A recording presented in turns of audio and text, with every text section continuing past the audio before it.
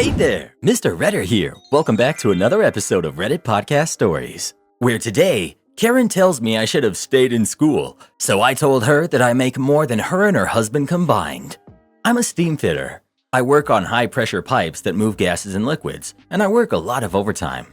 Because I hate working, I usually work like a madman for 7 months of the year, then I take the other 5 off.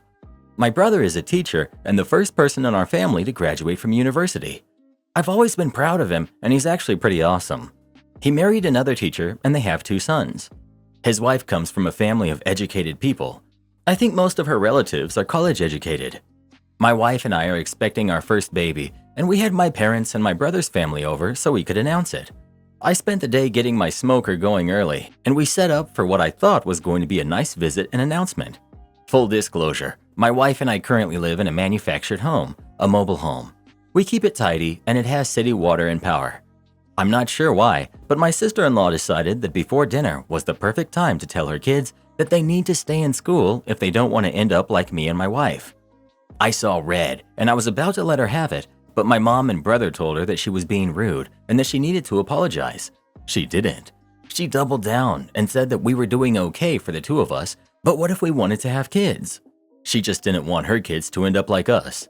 I told my brother he needed to tell her to shut up or they needed to leave. She said that she was just thinking about our future and our kids' future.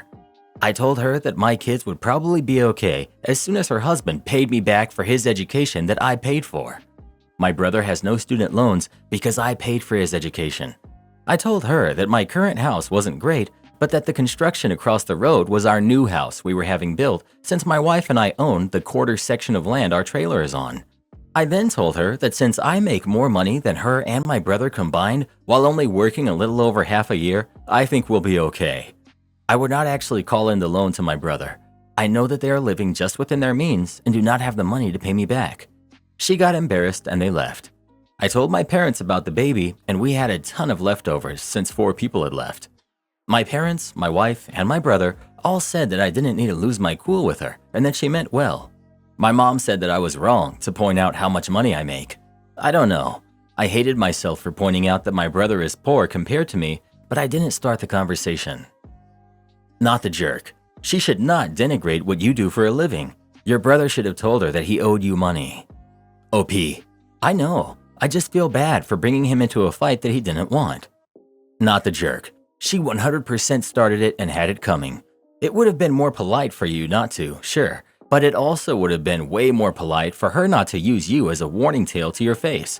Can't believe she did that after you paid for her husband's education. She wanted to play the higher education game and lost. I don't understand why some college-educated people feel they are superior to everybody else. Some people would fall on their backsides if they knew how much some of these jobs pay. I know a guy who teaches at university and can't afford anything. I guess your only fault was that you could have chosen the higher road, but I don't fault you for going your route. Some people need to be educated, not the jerk. Yet another post showing education does not equal intelligence. My brother makes more money than any of my siblings, and he's an electrician that started working straight out of school at 16. Well, who do you think is the jerk? OP or his sister-in-law? Please let us know. That teacher honestly deserved much worse than what you gave her. My girlfriend has a gift, and I'm terrified. Okay, this sounds insane, but I don't know anymore. I, 27 male, have known my girlfriend who's 24 for around 7 years, and she's always been a bit odd. Not in a bad way, but she's very empathetic and too kind for her own good. She also has chronic depression and anxiety and BPD. A few months into us dating, she would do this thing where she would text me to hydrate, eat, stretch, relax my muscles, the works. I didn't think much of it honestly, like those are very common things people forget to do. Then she got more specific, an example being, hey, pop your left shoulder or it'll start to hurt later tonight. Or she would buy me foods I was craving without me asking, or send me reassurance when I was feeling low. Even those, however, I was able to brush off with ease, like what nearly 30-year-old doesn't have aches and pains, you know? It was like that for months, and occasionally I'd ask her how she knew I hadn't hydrated all day, or how she knew I wanted one of my cravings, to which she would always respond with, "It's a gift. Cool, huh?" I figured she was bluffing and kept getting lucky. Now I don't think that's the case. Last week, she called off work and rushed over. I asked her why she felt the need to do that, and she said she felt compelled. An hour later, we got the news a family member I was close to had passed away. Here I have to note, she is close with my parents, but they don't talk outside of family gatherings, so there's no way she would have known prior to the call. She stayed by my side the rest of the week and confided in me that she was a different religion than I am. She's a Hellenistic pagan and I'm a Baptist, and then she got the urge to call off work when she was cleaning up our altar. I was a bit shaken up, but ultimately I was just glad she was there with me. This weekend we went to visit her dad. She suggested it because he lives outside of a tourist trap town and we could use the vacation. I agreed and it was a fantastic trip. On the ride there, she confessed she doesn't like my job because it's dangerous. It wouldn't be, and I don't think it is at any of the other shops, but we simply don't have the equipment to do what we claim we can, so we have to jerry-rig quite a bit. I explained this to her, and she just reiterated she wants me to be careful. I promised I would, and she dropped it. I've tried my best to not tell her about how sketchy it gets sometimes, or that we actually had a workplace incident recently, but the way she talked, it felt like she knew. Throughout the drive from her dad's to the town, the drive was anxiety-inducing. We're talking heavy rain, plus bad drivers, and my car was acting up. Yet my usually anxious girlfriend with car wreck trauma was unfazed. When I inquired about it at dinner, she said that she knew we wouldn't wreck. I asked her how she could possibly know that, and she said, "I have a gift, and I should just trust her on this." It was hard, but I did my best. When I was dropping her off, she warned me to be on the lookout for deer and to drive safe. Two somewhat normal statements given where we live, but I didn't think it meant, hey, there's gonna be a deer in the middle of the road, so don't hit it. It was just the icing on the cake, and I still don't get this gift. The next morning, she's gushing about how much she liked our weekend and how much she loved spending time with me, how we need to do it again, blah blah blah. She then mentions how I need to be careful on the drive there. Lo and behold, there was a wreck on my commute. I got to witness it. At lunch, she asks if I'm okay, which I kind of had just gotten a cut on my arm. I'm a mechanic, so it's common. I asked her if she could stop being so weird and to just chill because life is being weird and I'm not feeling it. She said, "Okay, but how do you think I feel? I'm just stuck like this." I apologized and she agreed she would chill and told me she didn't mean to scare me, but now I'm super weirded out by her. I would change companies, to be honest. You shouldn't work someplace with crappy workplace safety. I bet she knows about this post. Hey man, it sounds like you have a good thing going. A girl who loves you, likes spending time with you, and dotes on you. That's better than any man has the right to ask for. Don't self-sabotage. Just be happy that you're with someone that worries for you. Also, consider a job change. Dangerous working conditions should be unacceptable. The money can't be worth your life. Also, if your girl is a wizard, then that's cool. Good luck, my dude. Edit to clarify. The line about better than any man has the right to ask for was poorly written. Allow me to clarify. I've been on Reddit for a while, and it's rare to see a happy relationship on here. That has significantly lowered my standards on what a good relationship is. I also phrased it from a male perspective because I'm a guy. I should have written, better than any partner has the right to ask for, because in my opinion, this girl goes hard on the paint, more so than one should expect from just a girlfriend. Lodger refuses to leave. He's drawn up a fake rental contract saying he has a right to stay in my home for a year. I took in a lodger 4 months ago on a rolling month-to-month contract to help with the cost of living. They have begun treating me like a slave, so I put my foot down and told them they have 6 weeks to move out. He stated that this will not be happening and sent a message to the WhatsApp group of a fake contract he has made that has my signature on it. He's told me that any attempt to move him out will mean trouble for me, but he hasn't put this in writing. So far, my wife's ashes have gone missing, only for him to announce that he found the urn and it would be a shame if it got lost permanently. I really need help. He's blackmailing you and has tried to defraud you. Call the police on him and have them removed immediately. For lodgers, all you have to do is give them reasonable notice. Often, this is a minimum of 24 hours to 1 week. But if there's a threat to yours or your property's safety, you can change the locks and ask them to leave immediately. It'll be easier to do this with the police being there, obviously, so you might want to save this until they come to question your lodger about thefts and fraud. OP. Thank you. I'll file a report while I'm out walking my dog. He deliberately left some dark chocolate on a kitchen counter this afternoon and said, "Oops, maybe I wouldn't be so clumsy if I didn't have you threatening to evict me." I would be putting his stuff outside and changing the locks pronto. What an evil person. OP: I know. I was charging $350 a month, basically to cover my wife's share of the mortgage. He was fine at the start, just grew worse and worse. The heating stays at 24 Celsius. I said it stays at 24. You're out of milk. Get some on your lunch break. You need to clean the bathroom. Are you trying to avoid confrontation? Or is he a big guy or giving off dangerous vibes? Sorry to hear about your wife, but you don't deserve to be treated like that. Put your foot down. OP: He's massive, 6'6" easily, and built like a brick house. Doesn't help that I'm not so big. Call the police, explain the situation. They'll be able to tell the WhatsApp is fake and make him hand over the ashes. OP: I have the ashes. I took them and my wife's jewelry box, etc., and I gave them to a neighbor that I trust. Update: I went to the police station on the evening of my first post. I explained what was going on, that I had a lodger who was refusing to leave and pretending that he was an actual tenant. Police agreed to return with me that evening for the eviction, but I had to wait close to 4 hours at the station. Whenever the officers arrived at my house, the lodger opened the front door and spoke with the officers. He presented them with the fake contract, stating that he was renting this place, that I was the landlord, and that I was attempting an illegal eviction. At this point, the police informed me that they didn't have enough evidence to make a decision on what amounted to a civil matter.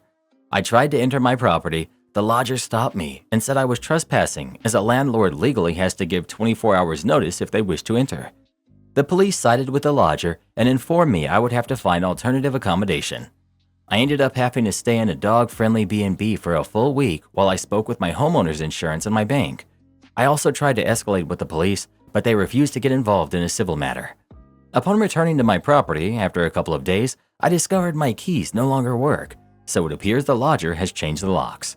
I'm now living for free with a friend from my church while my home insurance is working with a solicitor and hopefully my bank to apply more pressure to the police to take action against the lodger. Not a happy situation at the present, I'm afraid. Update 2.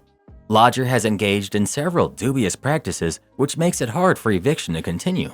This includes providing a fake name to me originally, so eviction documents were served on him with the wrong name, getting court hearing delayed by feigning illness, taking on his own lodgers and subtenants, a woman and her daughter, and signing them up for a 1-year rental contract in my home. My insurance company and solicitor work on this matter. Not easy, not going well. Thank you to the local Chinese community and very local people as well for their support. The end is in sight, and I will soon be back in my home. Quitting my HR job with no notice. Incoming rant because I don't have many people in my life to listen. My company has 650 employees. HR is a team of myself, HR assistant, and my boss, HR director. I've worked here for 4 years and haven't received a pay raise since 2021, which was only $1 to begin with. Despite so many promises from the owners and HR director, I'm paid less than $25 an hour.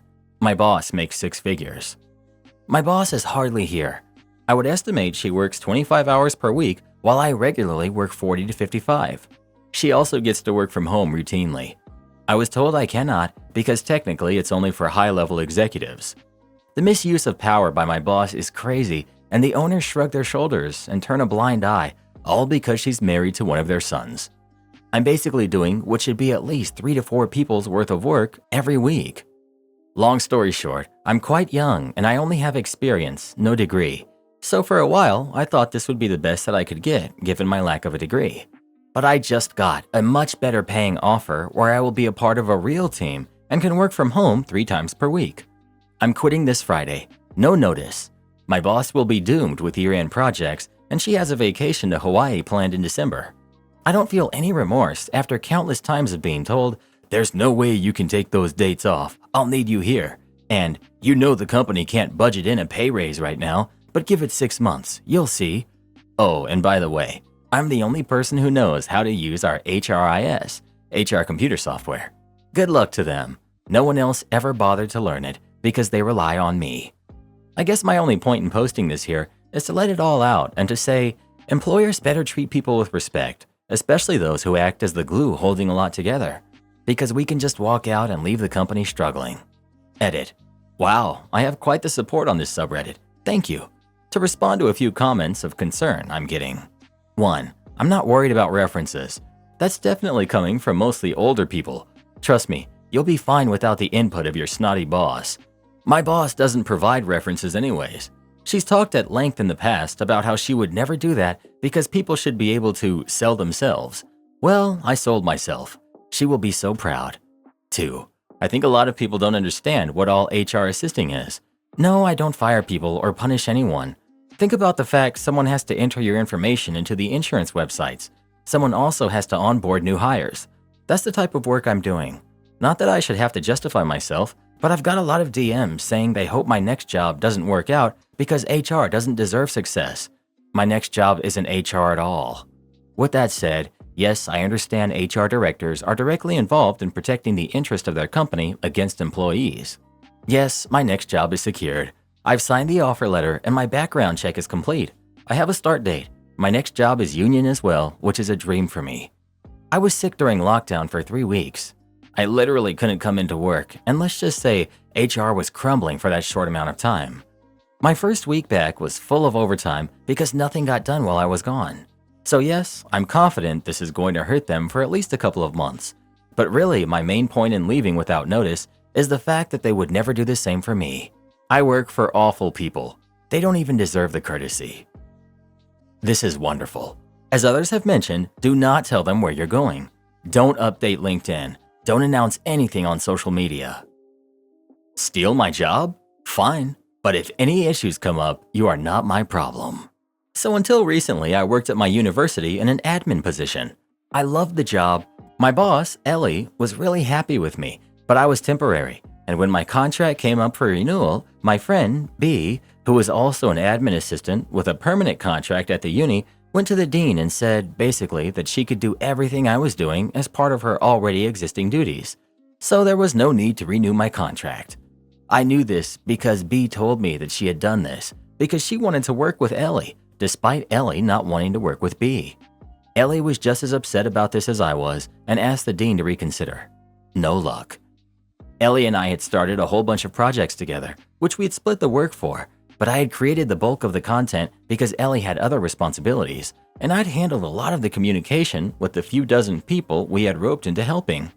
The same day B took over, she sent out a bunch of emails talking about the projects Ellie and I had completed together, and in these emails, B presented it all as her own work, with input from Ellie.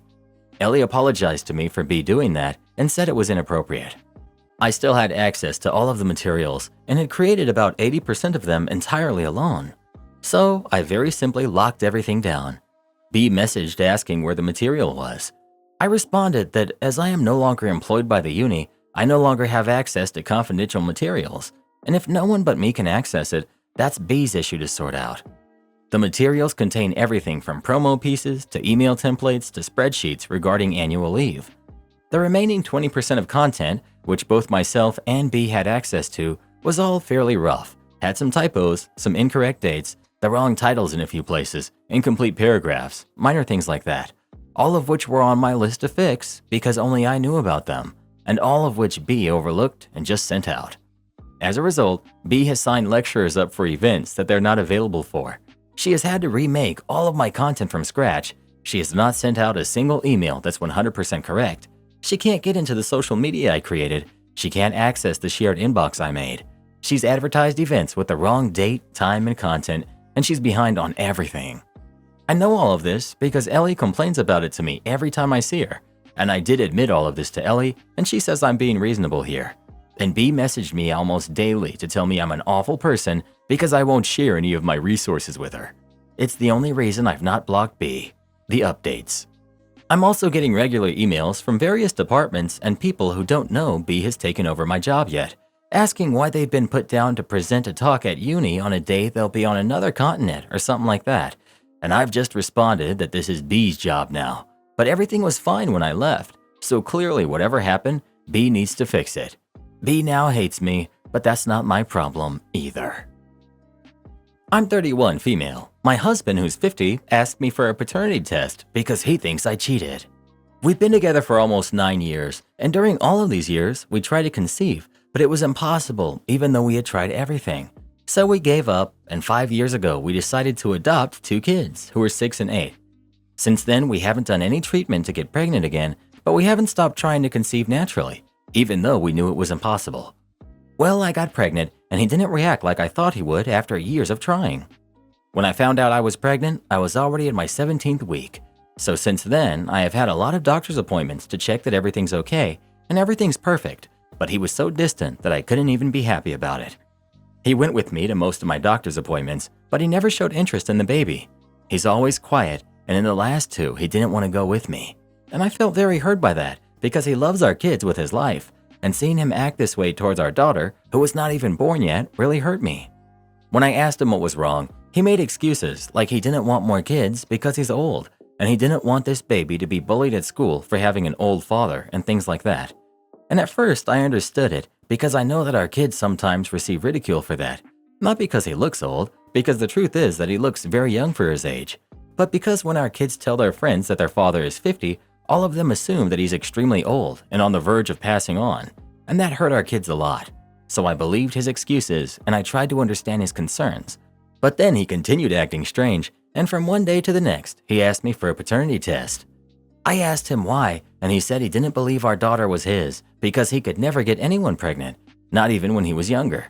And I know that's true because he always told me that he tried to conceive for years with his ex-girlfriend but was never successful. I understood his fears, so I accepted the paternity test because I really know that I never hooked up with anyone other than him, and I had nothing to hide. Well, the test came back positive, and he apologized for having doubted me, and I told him that I forgave him because it was understandable that he doubted me. But at the same time, I couldn't help but feel bad because he didn't trust me. I never gave him a reason to doubt me, and yet he believed that I deceived him, and even worse, he thought I cheated on him, that I got pregnant and made him believe the baby was his. And thinking about it hurts me a lot, and I'm afraid that this pain won't go away. These days, he's been different with everything that has to do with our daughter. He's excited. He's bought her many things and is constantly talking about her to everyone. And part of me wants to feel happy and understand him, but another part of me is still hurt. How can I overcome something of this magnitude? Edit. For those who asked, before deciding to adopt, we visited several specialists, and the last one told him that it was impossible for him to have biological kids, that if nothing worked until that moment, it's because it was impossible. And I don't care what you have to say about our age gap because I didn't ask about it. It was never a problem, and it's not a problem now either. It emotionally hurts to be doubted when you know you're loyal. I'd imagine you brave-faced it, and now you have feelings caught up to you that your husband needs to understand and validate. I hope you ask him for couples therapy. Asking for the test maybe is understandable if he just truly believed to his core he was sterile. But the way that he acted when he was struggling with his doubts hurt you deeply. The sooner y'all can hash out what this meant for each of you individually, for your relationship, and for your growing family, the better. You have a right to have ongoing feelings about what happened. If he's a good man, he'll want to honor those feelings and work through them with you, even if it takes time and therapy. 22 and 41? Yeah, there's a reason he went after you. Don't expect him to be mature for his age. She says age doesn't matter, but then his number one concern is his age. He's married to someone 19 years younger than him. Don't expect him to be rational or emotionally intelligent or mature. 22 and 41, and you thought he was going to be a catch? The age difference is glaring and worries me for you. Why are you making excuses for a man half a century old? He basically said, "I don't trust you," and you made excuses, and when he was proven wrong, he swept it under the rug with a shrug and apology. Why are you minimizing this betrayal? How would he feel if one day you told him you thought he was cheating without any reason to believe so and demanded proof that an affair didn't exist? He would be livid, wouldn't he? So why aren't you? Good point. Why aren't you upset at his jerk behavior? Who does he think he is insisting on a paternity test? I'd insist on going through his phone because I bet you'd make some interesting discoveries. Several specialists said it was impossible for him to have biological kids. She has every right to be upset and feel hurt, but take a step back and see it from his side also. No, he didn't come to her with his concern. He sulked and lied for months while being emotionally distant. If he were concerned, he would have gone to a doctor after she got pregnant and discussed his concerns. He was not told he was infertile. A 50-year-old man was told if it didn't happen now, it probably won't. His first thought was, well, my wife cheated. Unless she has some proven record of lying to him or two-timing him, why is this his first recourse and not a last-ditch effort? He even took it out on his own kid by being uninterested in her until a piece of paper confirmed it was his. That's BS and no way to treat your wife. These comments are making me crazy. If you're told it's extremely unlikely after 30 off years of trying with 2 different women that you're never going to get someone pregnant, it's entirely understandable to believe your partner cheated. That age gap? Ew.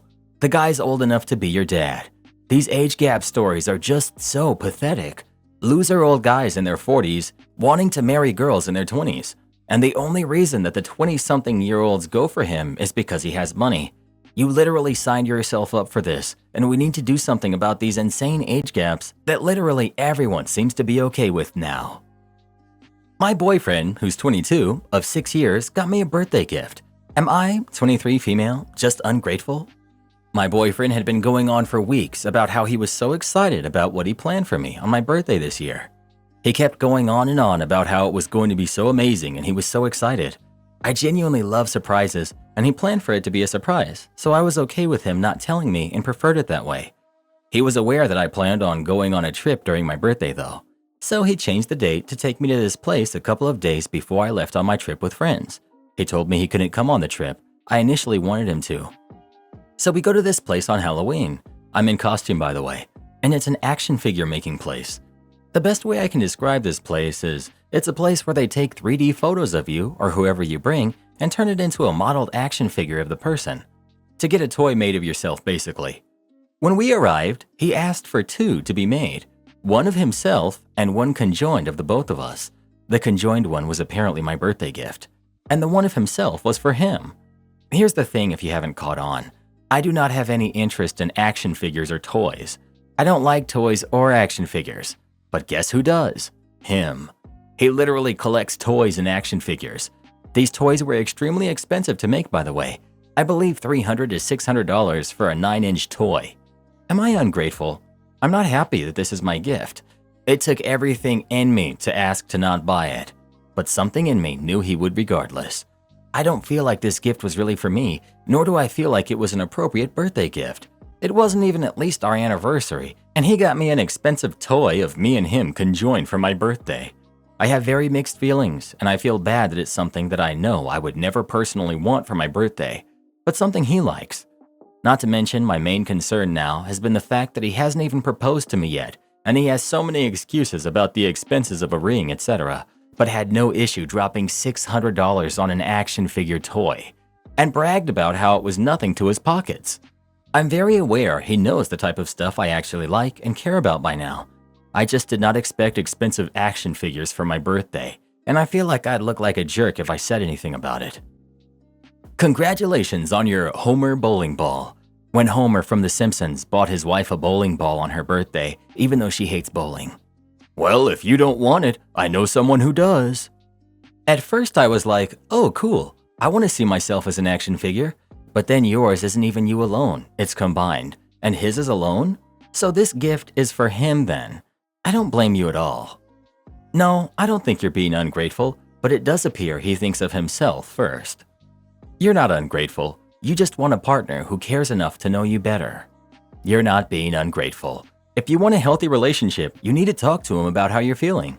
I'm referring to this gift situation, but also how he throws money around when he wants to, but uses finances as an excuse to not get engaged. You're so worried about looking like a jerk for bringing this up when he obviously wasn't worried about how his gift giving would come across.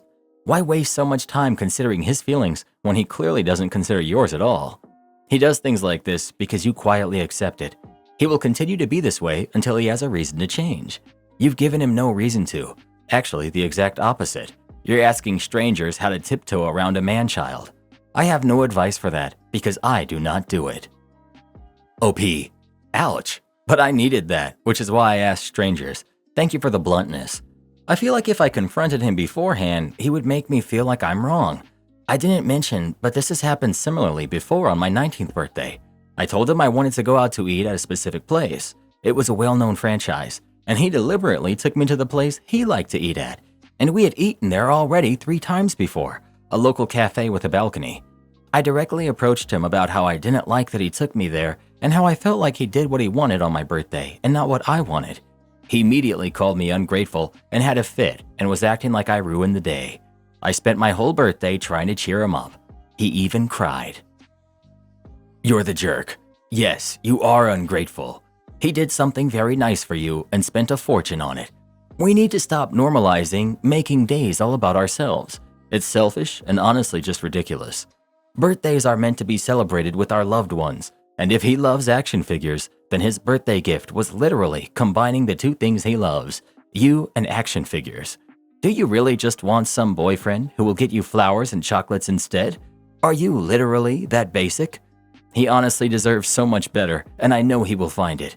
You remind me so much of my hubby's ex. Nothing he did was ever good enough for her. Guess where she's at now? Literally living under a bridge. Unemployed Karen and her husband expect me to pay for her meals.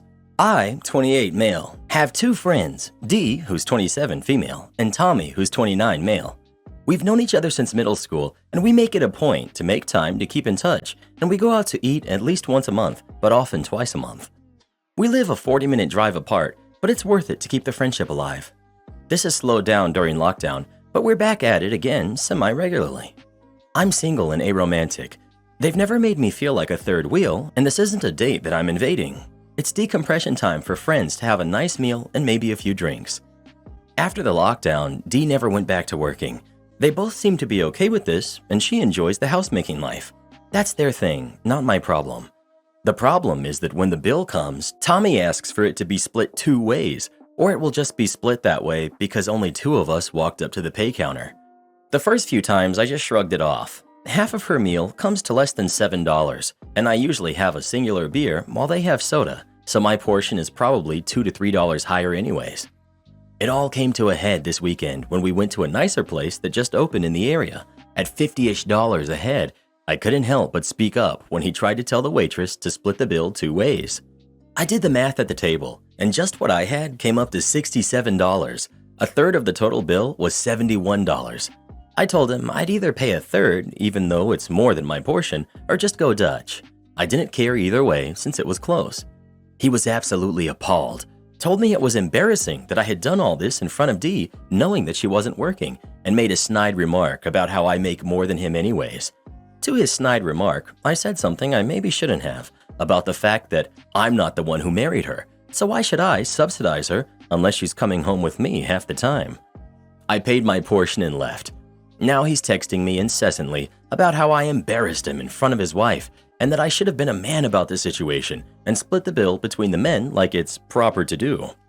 The more I think back, the more I realize this has happened since college too. He and I would split the cost for pizza and she would come eat too. You can call me the jerk for what I said. I'll accept that. But am I the jerk for settling the bill in front of her? She's known me for as long as he has. Maybe I should have just paid for it then and settled it later. You're the jerk for that comment.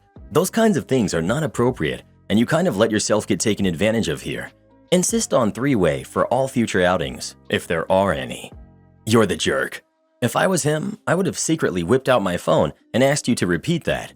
I'd record you and post it online to show the world what a vile jerk you are. You can bet I'd be showing it to your workplace too, in person. If you're this kind of a person to your friends, I can only imagine how you act with coworkers. I hope they never give you another chance at being friends again. You are the most disrespectful person I've seen on here in a long time. You're the jerk. That comment was so completely vile, it outweighs whatever high ground you had. Seriously disgusting. Well, who do you think is the jerk? OP or his friends? Please let us know. Never stay friends with people who feel entitled to your money. Am I the jerk for not letting my daughter have locks on her room? I'm 43, female. My daughter, Laura, who's 17, has been struggling to focus on her studies with her brothers Kyle, who's 12, and Ryan, who's 9, constantly disrespecting her privacy. A few days ago, she was yelling for Kyle to come to her room. I asked what had happened. She explained that Kyle flipped all of her items upside down. I called Kyle to come up and flip everything right side up. Yesterday, Ryan was running around her room and kept stealing her stuff, while she ran to get them back.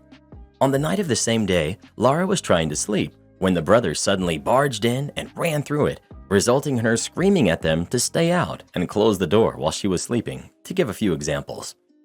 Today, in the morning, her father, who's 48, told her he didn't like the way she was screaming. She said that she was trying to sleep and her brothers were making all kinds of ruckus. He told her that they're kids and they will learn eventually. She said that they will never learn, and the only way for them to learn is to have locks installed for her room. He did not want her to, and they went back and forth on this until she threatened she would move out as soon as she became financially independent, since she wasn't going to wait for them to mature, and they should already know to respect her privacy, to which he said to wait to include me in the conversation. I overheard, and when she went to her room, I told her she wasn't going to have locks set up, because she already wastes her time without the need for locks, and I don't want her to fail. Laura said that they were never going to listen without them, and I told her that I would make sure they wouldn't enter her room. This evening, I heard her shouting for me. We were all in the living room. Her father explained what was going on. Laura said that she was making Kyle tea when he did what he's not allowed to do, and he said that if she promises to not tell, he and Ryan will never go into her room again. She didn't say anything, so they ran upstairs to her room. I told her that she has no right to complain since she always sleeps in Kyle's room after school. Her brothers all agree, and Laura calls all of us the worst. None of us are allowed in her room, and leaves. She comes back after a minute and says that she only sleeps in Kyle's room because he never uses it aside from sleeping at night, and if he was to use it for studying, then she would never go in there. Meanwhile, they constantly disturb her, mess with her stuff, and made her unable to sleep just last night.